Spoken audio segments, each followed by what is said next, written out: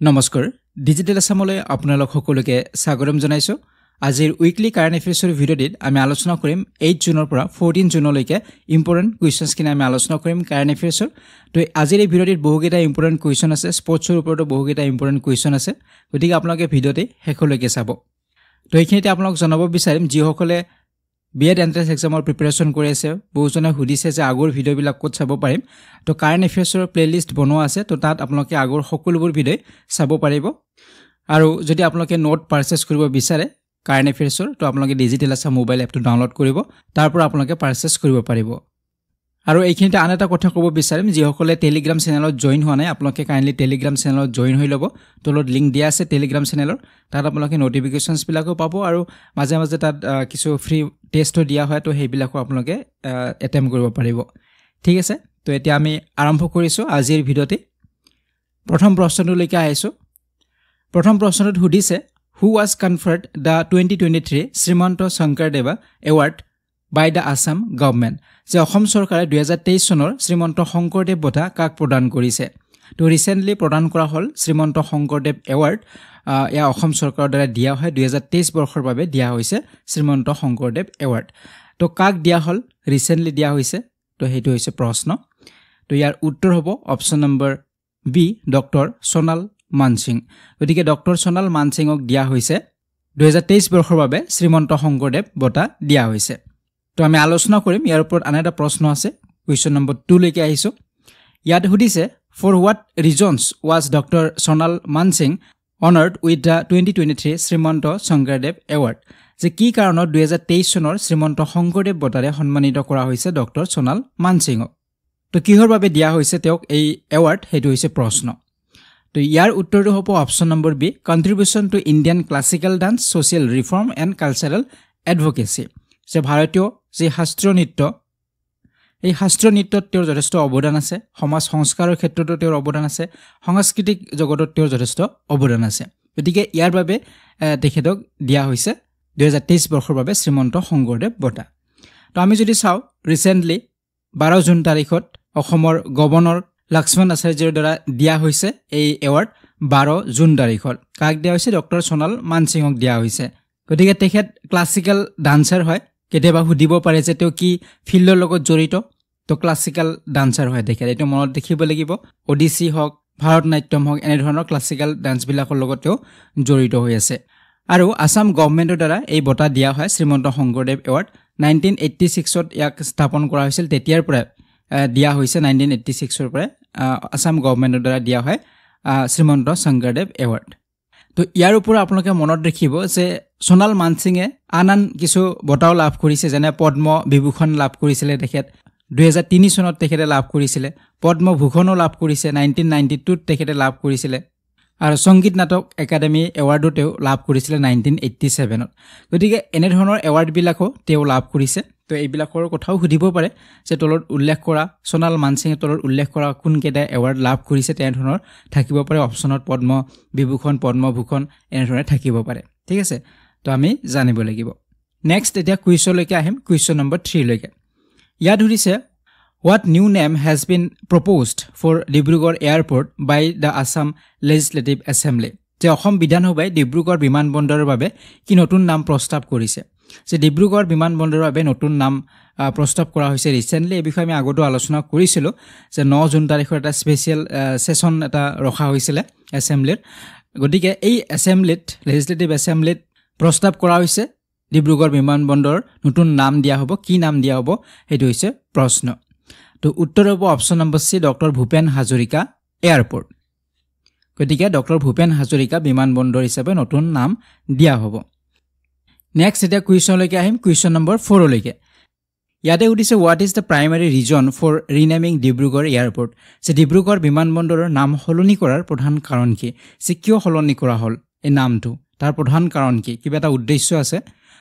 তো ইয়াৰ উত্তৰটো হ'ব অপচন নম্বৰ এ টু অনাৰ ডক্টৰ ভূপেন হাজৰিকাছ বাৰ্থ সেন্টেনাৰী গতিকে ডক্টৰ ভূপেন হাজৰিকাৰ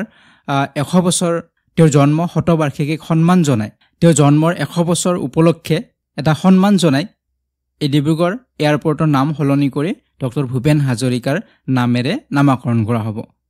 ঠিক আছে তো এই পইণ্টটো আপোনালোকে মনত ৰাখিব গতিকে 9 জুন তাৰিখত আসাম লেজিসলেটিভ এছেম্বলিয়ে এটা ৰিজলিউশ্যন পাছ কৰিছে আৰু এই ৰিজলিউশ্যন মতে ডিব্ৰুগড় এয়াৰপৰ্টৰ নাম সলনি কৰি ডক্টৰ ভূপেন হাজৰিকা এয়াৰপৰ্ট ৰখা হ'ব ঠিক আছে তো এই এয়াৰপৰ্টটো এটা ডমেষ্টিক এয়াৰপৰ্ট হয় ক'ত আছে এনেধৰণেও সুধিব পাৰে ডিব্ৰুগড়ত আছে আমি সকলোৱে জানো কিন্তু ডিব্ৰুগড়ৰ ক'ত আছে তো মোহনবাৰীত আছে তো এইটো মনত ৰাখিব লাগিব ডিব্ৰুগড় চহৰৰ পৰা 15 কিলোমিটাৰ আঁতৰত মোহনবাৰী নামৰ ঠাইত অৱস্থিত গতিকে এইটো পইণ্টটো আমি মনত ৰাখিব লাগিব কাৰণ কেতিয়াবা অপশ্যনত ডিব্ৰুগড় নাথাকি মোহনবাৰীও থাকিব পাৰে ঠিক আছে তো নেক্সট এতিয়া আমি কুৱেশ্যনলৈকে আহিম কুৱেশ্যন নম্বৰ 5 লৈকে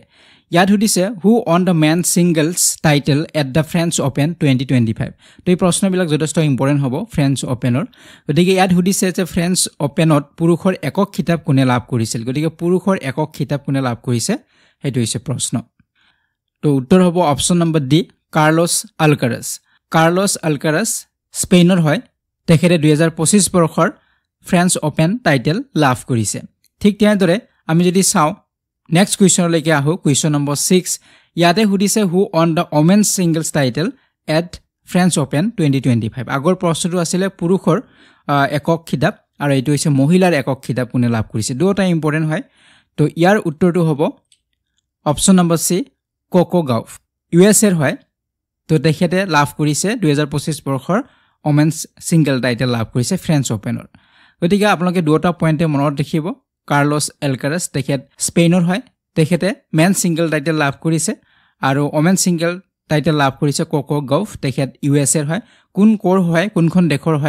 দেশৰ পৰা বিলং কৰে সেইটো আমি মনত ৰাখিব লাগিব কাৰণ প্ৰশ্ন কেতিয়াবা কোনখন দেশৰ হয় সেইটো আমাক সোধে ঠিক আছে গতিকে আমি তেওঁলোকে কোন দেশৰ পৰা বিলং কৰে সেইটো আমি জানিব লাগিব তো এই ফ্ৰেঞ্চ অপেন টাইটেল এই বছৰৰ যেটো এডিশ্যন আছিলে 124th এডিশ্যন আছিলে আৰু ইয়াক ৰলাণ্ড গাৰোছ বুলিও কোৱা যায়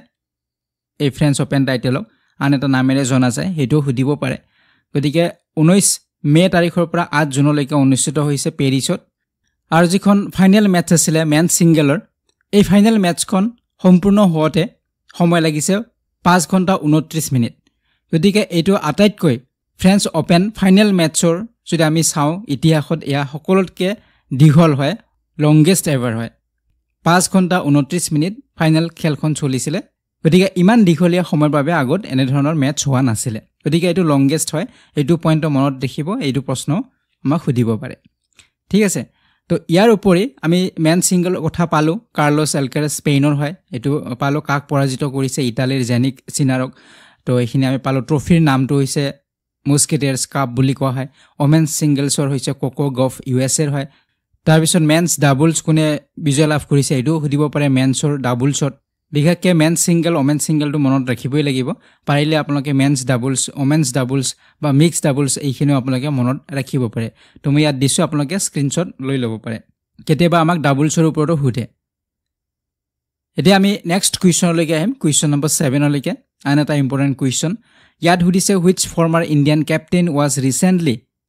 ইণ্ডাক্টেড into the ICC hall of fame যে শেহতীয়াকৈ কোনজন ভাৰতীয় প্ৰাক্তন অধিনায়কক ICC হল অফ ফেমত অন্তৰ্ভুক্ত কৰা হৈছে গতিকে এটা ICCৰ দ্বাৰা এটা সন্মান দিয়া হয় ICC হল অফ ফেম বুলি কোৱা হয় গতিকে এই সন্মান আমাৰ ভাৰতীয় প্ৰাক্তন অধিনায়ক এগৰাকীক দিয়া হৈছে কাক দিয়া হৈছে তো উত্তৰ হ'ব option number C MS Dhoni গতিকে মহেন্দ্ৰ সিং ধোনীক অন্তৰ্ভুক্ত কৰা হৈছে ICC হল অফ ফেমত গতিকে MS ধোনী হৈছে 11 সংখ্যক ইণ্ডিয়ান প্লেয়াৰ হয় যিয়ে এই ICC হল অফ ফেমত অন্তৰ্ভুক্ত হৈছে ইয়াৰ পূৰ্বে 10 গৰাকী ইণ্ডিয়ান ক্ৰিকেটাৰ তেওঁলোক এই সন্মান লাভ কৰিছে আৰু 11 নম্বৰ হৈছে MS ধোনী গতিকে এই বছৰ ICC হল অফ ফেমৰ যি সন্মান দিয়া হৈছে ইয়াত 7 গৰাকী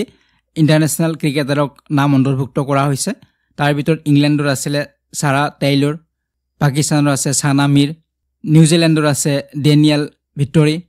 অষ্ট্ৰেলিয়াৰ আছে মিথিউ হেডেন সাউথ আফ্ৰিকাৰ আছে গ্ৰেম স্মিথ আমাৰ ইণ্ডিয়াৰ হৈছে MS ধোনী আৰু সাউথ আফ্ৰিকাৰ হাছিম আমলা তো এই 7 গৰাকী ক্ৰিকেটাৰক অন্তৰ্ভুক্ত কৰা হৈছে ICC হল অফ ফেমত আমাৰ ইণ্ডিয়াৰ কোন আছে মহেন্দ্ৰ সিং ধোনী নেক্সট এতিয়া আমি কুৱেশ্যনলৈকে আহিম কুৱেশ্যন নম্বৰ 8 লৈকে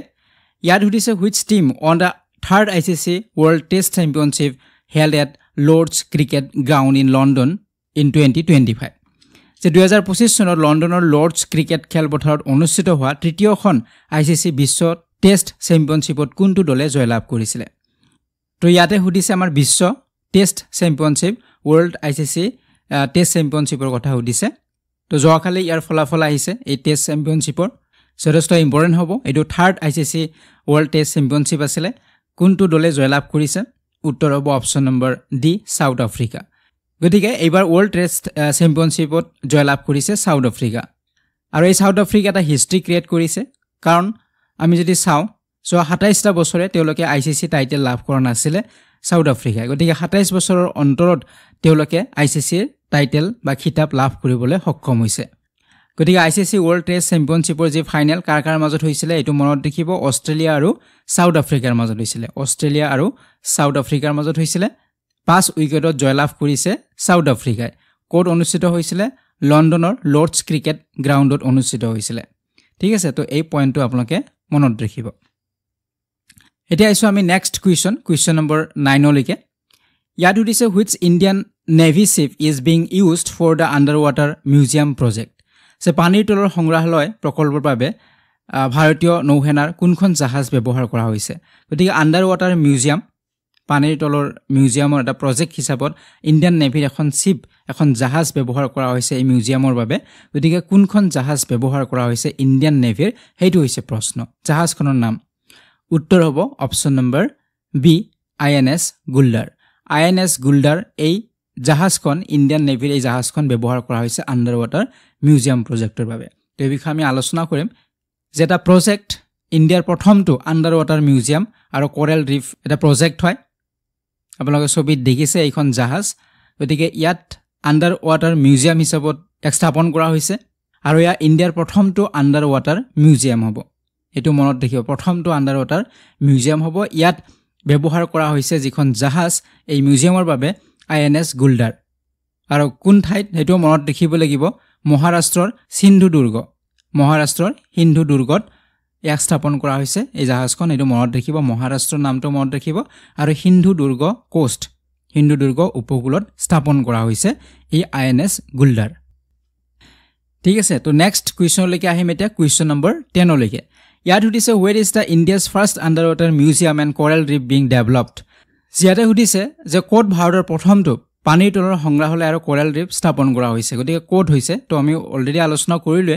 তো এনে ধৰণে প্ৰশ্ন আমাক সুধিব পাৰে উত্তৰ হ'ব অপচন নম্বৰ সি সিন্ধু দুৰ্গ ঠিক আছে তো এতিয়া নেক্সট কুৱেশ্যন লৈকে আহিম কুৱেশ্যন নম্বৰ 11 লৈকে ইয়াত উঠিছে what is the primary objective of the newly introduced জ্ঞান post service by the Department of Post যে ডাক বিভাগে নতুনকৈ প্ৰৱৰ্তন কৰা জ্ঞান ডাক সেৱাৰ প্ৰধান উদ্দেশ্য কি যে ডাক বিভাগ ইণ্ডিয়ান পোষ্টেল সাৰ্ভিসে এটা নতুন সাৰ্ভিস নতুন সেৱা এটা আগবঢ়াইছে আৰু ইয়াৰ নাম হৈছে জ্ঞান পোষ্ট নাম দিয়া হৈছে জ্ঞান পোষ্ট মনত ৰাখিব জ্ঞান ডাক গতিকে ইয়াৰ উদ্দেশ্য কি উদ্দেশ্যৰে ইয়াক ইন্ট্ৰোডিউস কৰা হৈছে তো ইয়াৰ উত্তৰটো হ'ব option number C to deliver educational cultural social and religious books at affordable rates গতিকে শৈক্ষিক সাংস্কৃতিক সামাজিক আৰু ধৰ্মীয় যিবিলাক কিতাপ এইবিলাক যাতে সুলভ মূল্যত প্ৰদান কৰিব পাৰে সেই উদ্দেশ্যৰে ইন্ট্ৰোডিউস কৰা হৈছে জ্ঞান পোষ্ট তো এই বিষয়ে আমি আলোচনা কৰিম যে জ্ঞান পোষ্ট হৈছে এটা postal delivery service Gyan post কি পোষ্টেল ডেলিভাৰী সাৰ্ভিস ইয়াক কোনে ইন্ট্ৰোডিউস কৰিছে department of post under ministry of কমিউনিকেশ্যনৰ জৰিয়তে আমাৰ পোষ্টেল যি ডিপাৰ্টমেন্ট তেওঁলোকে ইন্ট্ৰোডিউস কৰিছে এটা সাৰ্ভিসটোৰ নাম হৈছে জ্ঞান পোষ্ট কি আছে এই সাৰ্ভিসৰ জৰিয়তে কি কৰা হ'ব যিবিলাক নন কমাৰ্চিয়েল কিতাপ হ'ব কমাৰ্চিয়েল কিতাপ নহয় নন কমাৰ্চিয়েল কিতাপ হ'ব এডুকেশ্যনেল হ'ব পাৰে বা ৰিলিজিয়াছ হ'ব পাৰে ধৰ্মীয় কিতাপ হ'ব পাৰে সোশিও কালচাৰেল হ'ব পাৰে তো এনে ধৰণৰ যিবিলাক বুকছ আছে এই বুকছবিলাক তেওঁলোকে সুলভ মূল্যত প্ৰদান কৰিব আৰু ইয়াৰ বাবে যেটো এটা ইনিচিয়েটিভ লোৱা হৈছে এটা ভিজন ৰখা হৈছে হেতু নাম হৈছে হৰ ঘৰ জ্ঞান হৰ সপনে কো উড়ান হৰ ঘৰ জ্ঞান সকলোৰে ঘৰত জ্ঞানৰ পোহৰ পাব ইয়াৰ জৰিয়তে আৰু হৰ সপনে কো উড়ান এনে ধৰণৰ এটা ভিজন বা সংকল্প লোৱা হৈছে তো এই সংকল্পটোৰ নামও আপোনালোকে মনত ৰাখিব লাগিব ঠিক আছে গতিকে ইয়াত সুবিধাবিলাক কি হ'ব আমাৰ ষ্টুডেন্টছ বিলাকৰ বেনিফিট হ'ব কম্পিটিটিভ এক্সামৰ বাবে লৰাছলে লো কষ্টত তেওঁলোকে কিতাপ আনিব পাৰিব যিমান ৰিমোট এৰিয়া হলেও তেওঁলোকে তাত অৰ্ডাৰ কৰিব পাৰিব মূল্য কম হ'ব গতিকে ইয়াত ৰোড বা ৰেল দুটা ট্ৰান্সপৰ্টৰ জৰিয়তে আহিব গতিকে ইয়াত যেটো প্ৰাইস হ'ব কষ্ট হ'ব খৰচ হ'ব এটো যথেষ্ট কম হ'ব আৰু ইয়াত আমি যেতিয়া কিতাপ অৰ্ডাৰ কৰিম এটো ৰিটেইলত হ'ব বাল্কত আমি আনিব নোৱাৰো বহুত পৰিমাণৰ এটা কপি আমি কিনিব নোৱাৰিম গতিকে তেনে ধৰণৰ কিছুমান কন্ডিশন ইয়াত আছে আৰু আমাৰ সাধাৰণতে যিবিলাক ৰেকগনাইজ বৰ্ডছৰ পৰা যিবিলাক মেটেৰিয়েল হ'ব হেবিলাক ইউনিভাৰ্সিটি হওক এনে ধৰণৰ বস্তুবিলাক আমি কিনিব পাৰিম ঠিক আছে কমাৰ্শিয়াল বুকছ বিলাক আমি কিনিব নোৱাৰিম ইয়াতে এডুকেশনাল হ'ব লাগিব ৰিলিজিয়াছ হ'ব পাৰে সোশিও কালচাৰেল হ'ব পাৰে ঠিক আছে তো এই সাৰ্ভিসটোৰ নাম হ'ব কি জ্ঞান পোষ্ট মনত ৰাখিব নেক্সট এটা কুৱেশ্যন লৈকে আহিম কুৱেশ্যন নম্বৰ 12 লৈকে ইয়াত উঠিছে what type of aircraft was involved in the Air India London flight crash on June 12 2025 গতিকে ইয়া আমি সকলোৱে জ্ঞাত যে 12 জুন তাৰিখত যি আমাৰ এয়াৰ ইণ্ডিয়াৰ যি ফ্লাইটখন দুৰ্ঘটনাগ্ৰস্ত হৈছিল তো সেই বিষয়ে আমি সকলোৱে জ্ঞাত গতিকে আমি প্ৰশ্ন হিচাপত কেনে ধৰণৰ প্ৰশ্ন আহিব পাৰে সেই বিষয়ে আমি অলপ আলোচনা কৰিম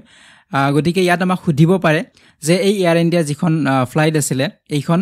কেনে ধৰণৰ বিমান আছিল যেনে আমাৰ এয়াৰবাছ বা বোয়িং তো এনে ধৰণে আমাৰ থাকে গতিকে কেনে ধৰণৰ আছিল টাইপটো হেতু হৈছে প্ৰশ্ন এটো আমাক সুধিব পাৰে এনে আমি ঘটনাটো সকলোৱে জানো কিন্তু এই পইণ্টছ বিলাক আমি মনত ৰাখিব লাগিব এক্সাম পাৰ্সপেক্টিভত ঠিক আছে তো ইয়াৰ উত্তৰটো হ'ব অপচন নম্বৰ সি হ'ব বোয়িং 787-8 ড্ৰিম লাইনাৰ আছিল 787-8 ড্ৰিম লাইনাৰ বোয়িং তো এটো মনত ৰাখিব তো ইয়াৰ ওপৰত আমি কিছুমান পইণ্ট মনত ৰাখিব লাগিব যেনে এয়াৰ ইণ্ডিয়া যিখন ফ্লাইট আছিল ইয়াৰ নাম্বাৰ কি আছিল নাম্বাৰটো আমি হয়তো বহুতৰে মনত আছে AI 171 আছিল 171 AI এইটো নম্বৰ ফ্লাইট আছিল কোৰ পৰা ই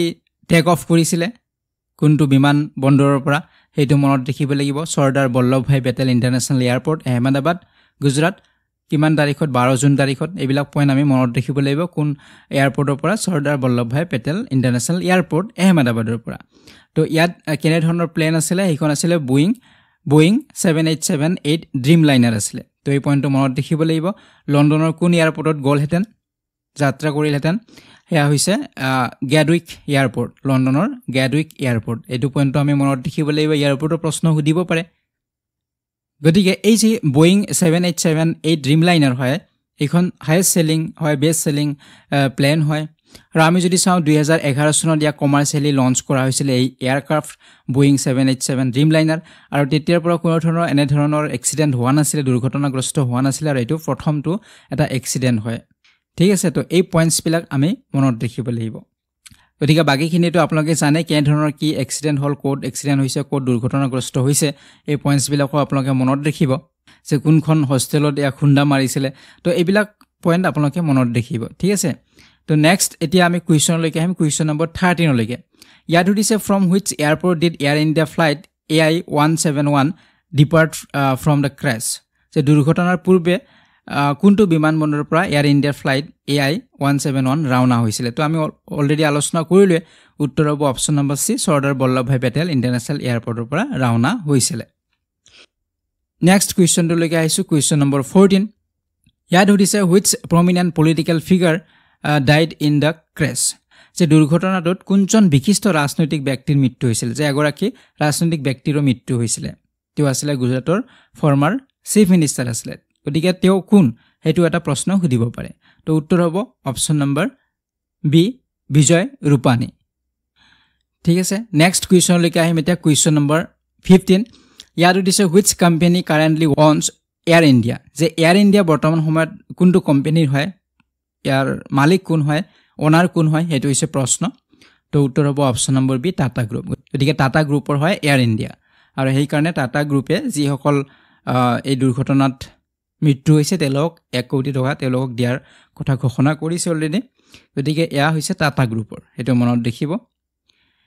এতিয়া আছে নেক্সট কুৱেশ্যন নম্বৰ 16 লৈকে ইয়াত উঠিছে what is the black box in an aircraft primarily used for গতিকে এই ঘটনাটোৰ পিছতে আমি ব্ল্যাক বক্সৰ বিষয়ে নিউজত চৰ্চা লাভ কৰিছে ব্ল্যাক বক্সৰ বিষয়ে আমি জানিব লাগিব আমাক সুধিব পাৰে যে কি নো হয় ব্ল্যাক বক্স গতিকে ইয়াত সুধিছে যে বিমান এখনত থকা কলা বাকচ বা ব্ল্যাক বক্সত মূলত কিহৰ বাবে ব্যৱহাৰ কৰা হয় এই ব্ল্যাক বক্সটো কি থাকে একচুয়ালি কি কাম তো উত্তৰ হ'ব option number C recording flight data and cockpit voice communication গতিকে ইয়াত বিমানৰ সকলো তথ্য ৰেকৰ্ড হৈ থাকে আৰু ককপিটৰ যিবিলাক কণ্ঠ যি আমাৰ পাইলট থাকিব তেওঁলোকৰ যিখিনি কথা বতৰা বা যিখিনি আমাৰ তাত ইনফৰমেশন লাগিব ককপিট মানে যত পাইলটজন থাকে বহি যেটো কেবিন হয় যৰ পৰা এই প্লেনখন তেওঁলোকে চলাই ফাংচন বিলাক হয় এটো ককপিট বুলি কোৱা হয় গতিকে তাৰ ভয়েস কমিউনিকেশন বিলাক পাইলটৰ লগত যিমান বিলাক কমিউনিকেশন হ'ব সেই সকলো বিলাক তাত ৰেকৰ্ড হৈ থাকে গতিকে ইয়াৰ জৰিয়তে কি কৰিব পৰা যায় যে তাত কেনে ধৰণৰ কি ঘটনা হৈছিল কেনে ধৰণৰ প্ৰবলেম হৈছিল কাৰ বাবে এই দুৰ্ঘটনাগ্ৰস্তটো হৈছে তো এইবিলাক তথ্য সকলো তাত আছে আৰু তাৰ পৰা হেয়া পৰীক্ষাৰ জৰিয়তে হেয়া সকলো পোহৰলৈ আহিব গতিকে আপোনালোকে ব্ল্যাক বক্সৰ ক্ষেত্ৰত মনত ৰাখিব গতিকে ব্ল্যাক বক্স হৈছে ফ্লাইট ৰেকৰ্ডাৰ হয় ই ৰেকৰ্ড কৰে কি ৰেকৰ্ড কৰে